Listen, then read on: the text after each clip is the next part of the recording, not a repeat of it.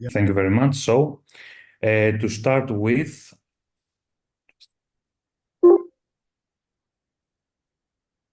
okay, we all know that iron is both essential and toxic, essential to function of many proteins and enzymes, such as iron sulfur cluster proteins, ribonucleotide reductase, and hemoproteins, and toxic when it is non-transfer bound. And in this condition, it can lead to reactive oxygen species, tissue damage and inflammation, lipid peroxidation, oxidation of amino acid, protein fragmentation, DNA damage, and decrease NK cell activity. Here we can see the cells of the iron cycle. We have, of course, duodenal enterocytes where we have dietary iron absorption, erythroid precursor when we have iron utilization, reticuloendothelial macrophages when iron is stored and recycled, and hepatocytes, of course, when iron is stored and regulates endocrine elements. Here we can see the distribution of iron in the human body and, of course, transferrin, which regulates the circulation of iron. And we have, of course, laboratory tests to measure iron. We all know the serum ferritin, which is available and inexpensive. At the same time, it is an acute phase reactant. His level is high in an infection, inflammation, and anoxia. And we have also transferrin saturation, serum iron, and total iron binding capacity.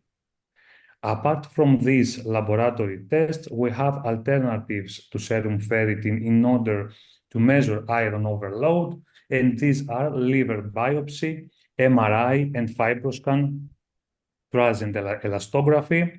And here we can see a very interesting paper for the non-invasive methods for iron overload evaluation in these metabolic patients, where the writers conclude that MRI and hepcidin can accurately measure iron overload.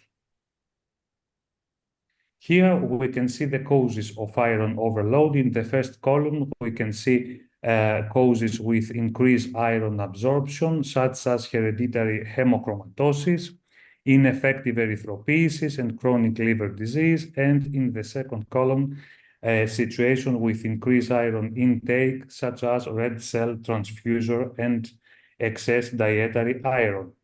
And here we can see causes of hyperferritinemia, either with iron overload or without iron overload.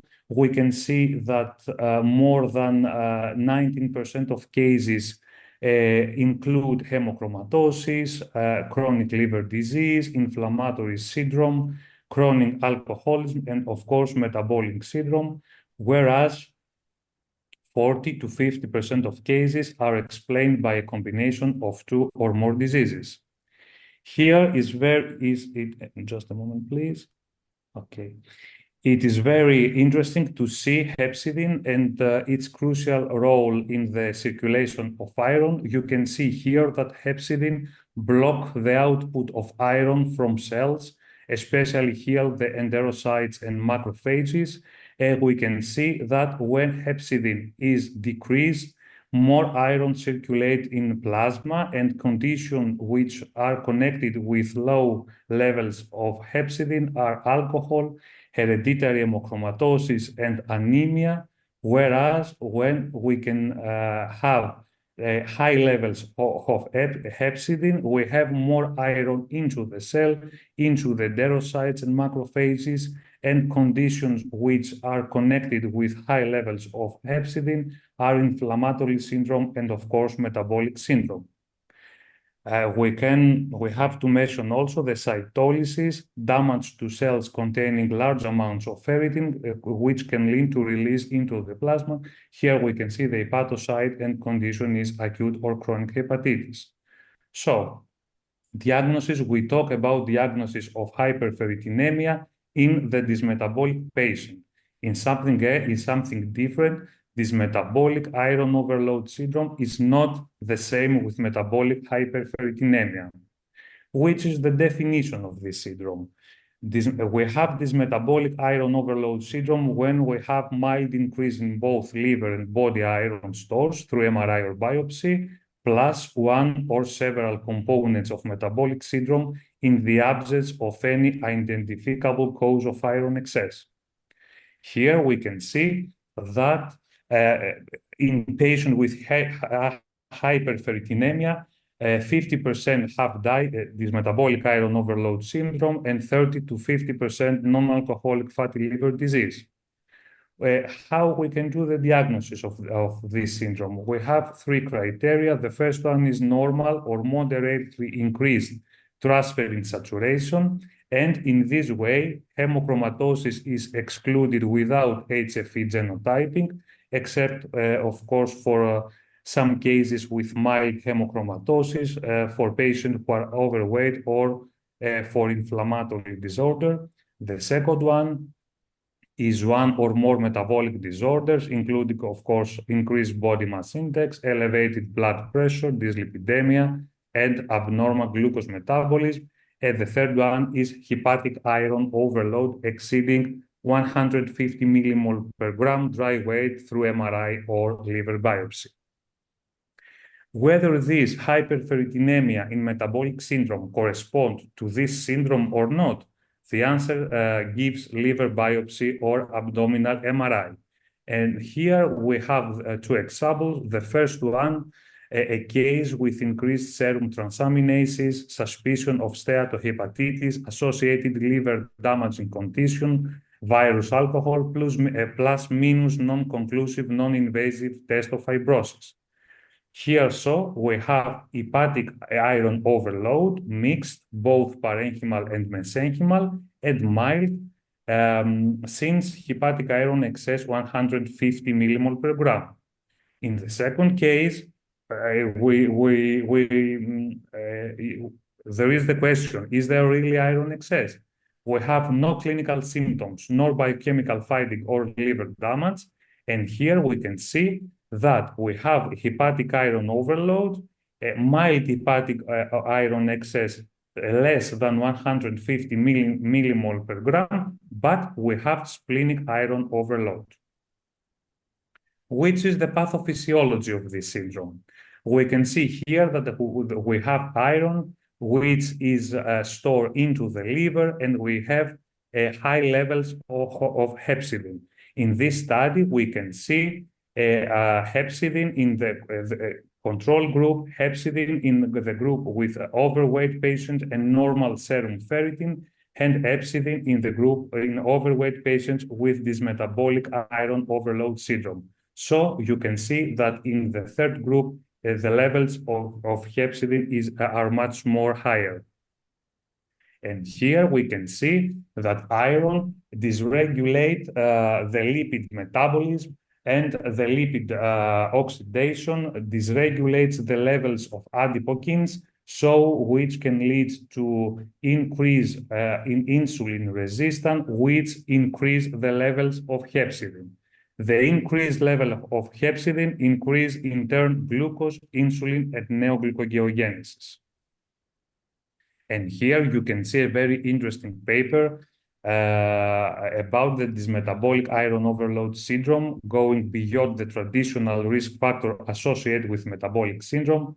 We can see the components of metabolic syndrome: abdominal obesity, high triglycerides, elevated blood pressure, insulin resistance, low HDL-C level.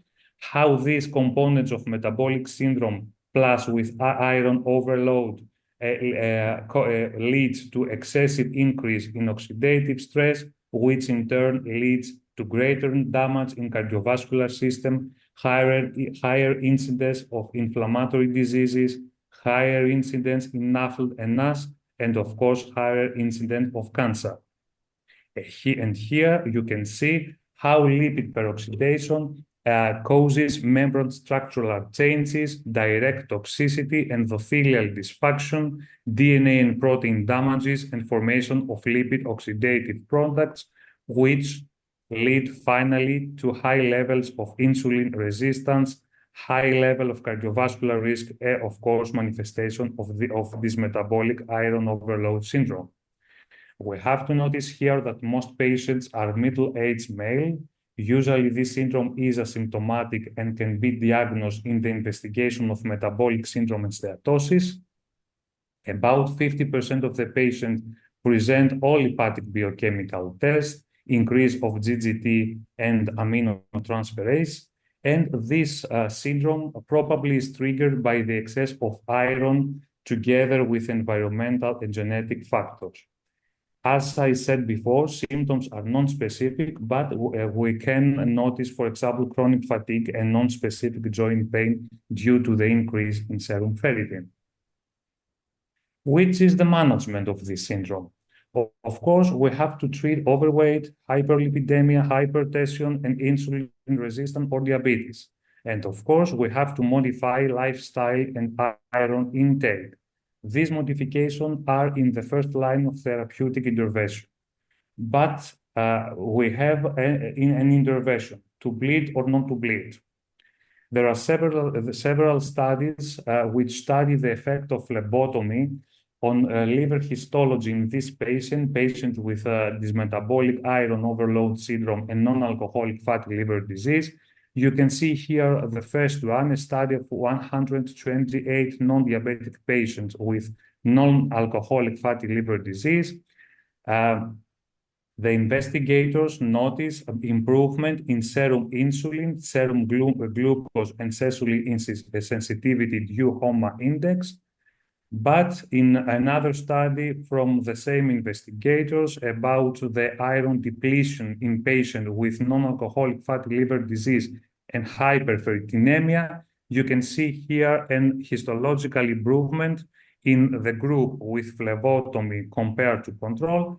And you can see in the second picture the effect of treatment on liver enzymes and especially on ALT, AST, and GGT. We have for the 3 ones improvement. Another interesting but small study, a study with 31 patients with non-alcoholic fatty liver disease. We had blood removal and the ideal serum ferritin is about 50, and the investigators mention improvement in liver histology through NAS score, but not in the stage of fibrosis.